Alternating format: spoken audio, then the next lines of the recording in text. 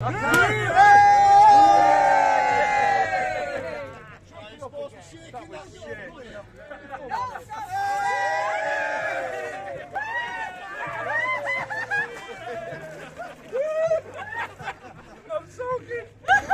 Marion Tops and I'm a bus driver at Go North West Depot in Manchester.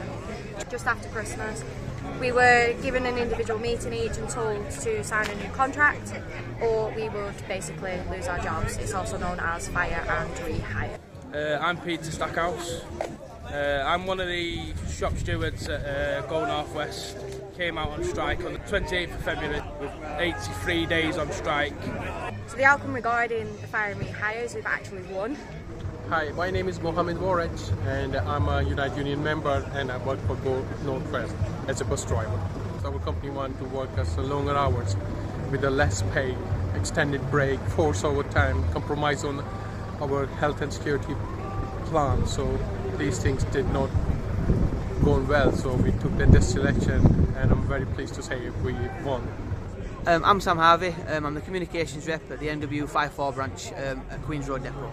Not only had we been fire and rehired, but our collective bargaining was at risk as well, and an attack on our contracts, terms and conditions.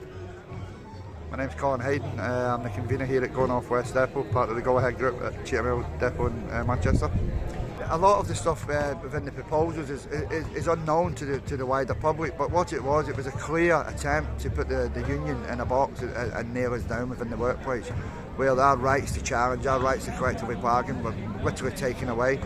My name is Ghulam Mustafa. I'm a driver for Go North West, which was formerly known as First Bus in Manchester, based in Cheetham Hill in Manchester. And they had come in and totally destroyed the contracts that we had before without giving any due consideration to the effect that it would have on our families and our working lives. So I thought it was important enough, and the thought of fire and rehire and allowing it to happen as a test case here would have the repercussions that it would have throughout all of working people's lives in this land. We were unwilling to be sacrifices for no other reason than for shareholders to get a little bit more profit at the expense of all working people. And we thought and we felt that it was important enough that this fire and rehire be challenged, because it wasn't just us, it's affecting everybody.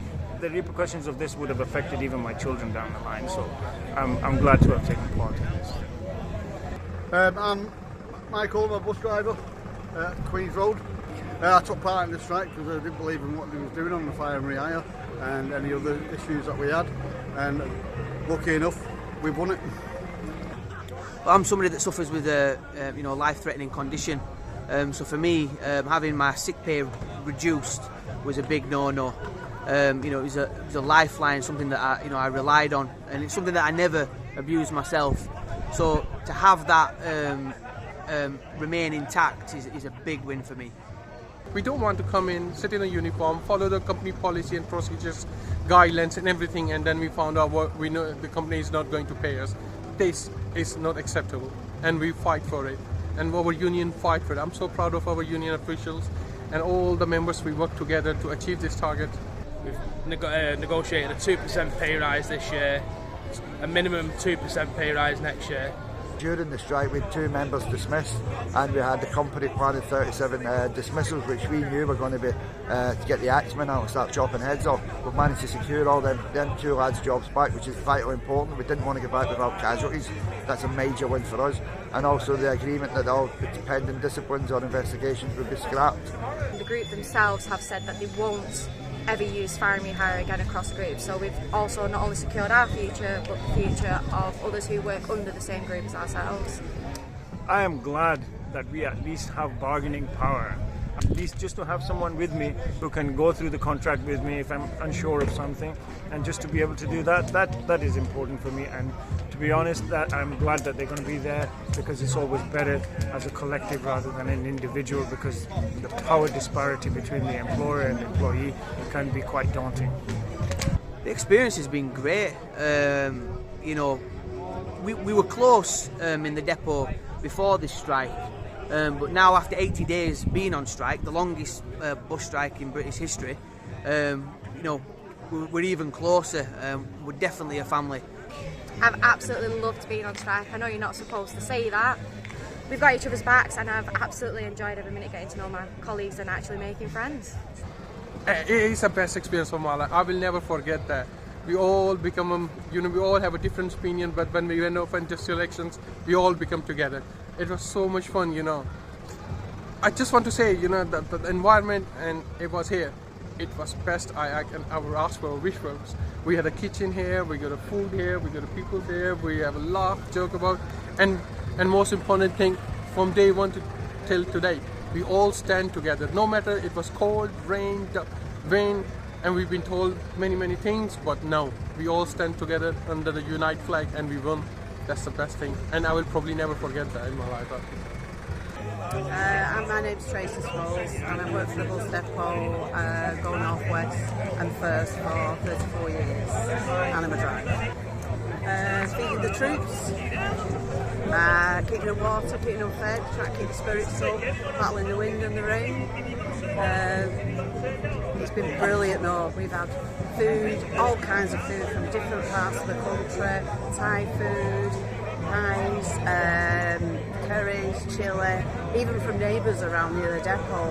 They donated 2 big catering pans of rice, peas and chicken, everything we've had. It's been absolutely fantastic, and we're all a bit worried about getting in our uniforms now because we've ate too well. It's been too good. People that have gone past on the bike have turned around and, you know, just giving like bits of money, just putting things like £10 and change in. Someone sent chocolates up. One of the drivers bought us flowers for the staff. It's just so.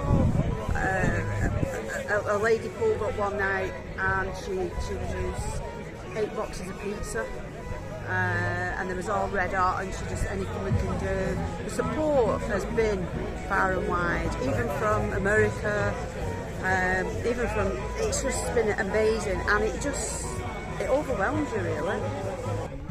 There's people here who I haven't had a chance to interact with because of our shift patterns and so on. We've all got to know each other, and we are more amalgamated, and we are all more together, and we're more like a family, and I can feel like I can rely on these people. They've shown their backbone, and I know that if push comes to shove, they've got my back. That's important for me, and they also know that I've got this. Yeah. I would like to thank all of my colleagues who've stood alongside me. It's been a difficult 12 weeks, and I would like to thank them all. I'd like to thank them all for trying my cooking. So yeah, I'm glad they all enjoyed it. It's not been plain sailing all the way with the weather. It's been horrid weather sometimes, but I'm glad they've all stuck it out, and kudos to everyone who's stood their ground. We are concerned about the business, and we do want it to work, and we do enjoy doing our job, but we want to be able to have an input into it, and I don't think we do, and I think profit comes before, you know, and it's not always the right answer. I'm proud of everyone that's joined, especially myself. You know what I mean? I've stood my ground like everybody else here. This is not done. There are still some outstanding issues that we intend to address once we get back to work. The meal break, the extended meal break is a bit of pill for us to swallow, and so is the extra working day. It was an 18 minutes per day, although it won't be 18 minutes every day, it'll be on the odd occasion. Now, the issue with that is we offered it up for a period of 2 years to the company, and we wanted it written in that we would get it back in 2023. So the company were reluctant to do that. But for me, all they've done is just delay the inevitable, because it's not going to go away. In 2023, we'll be looking at the franchising coming in, and I've had assurances from Lynn McCloskey and Sharon Graham that even now they're biting at the chip, some of them, to get going, that they will help us to not only combat the company to get these conditions back in 2023, but also start to build more pressure on the mayor to make sure that the minimum standards, terms and conditions for bus drivers under any franchising scheme are fit and they are the right conditions for the job. Obviously there's a couple of things that we're not happy about within the contracts. The 35 minutes forced overtime. We have been told that we'll come up with a policy once we're back in work with the management. Hopefully we can sort something something out about that. The severance scheme that's been introduced came from ACAS. That was seen as more of a protection thing for us, because even with our proposal, we were going to be around 30 drivers overstaffed. On their proposal, it was about 70 to 80. So we knew the company couldn't carry that labour cost. They said they would, but obviously they're not a very trustworthy company. So ACAS came up with the idea of a severance scheme that we sort of thought, yeah, well, that gives you the ability for people to leave the business now without waiting to get their heads chopped off for the slightest sort of thing in the depots. So a lot of battles we are still going to have to continue inside the depot. One of them is the 35 minutes they can keep us after our duty if on our last trip we are running late. Obviously that's not what we want, so we will also try and tackle that whilst we are in there.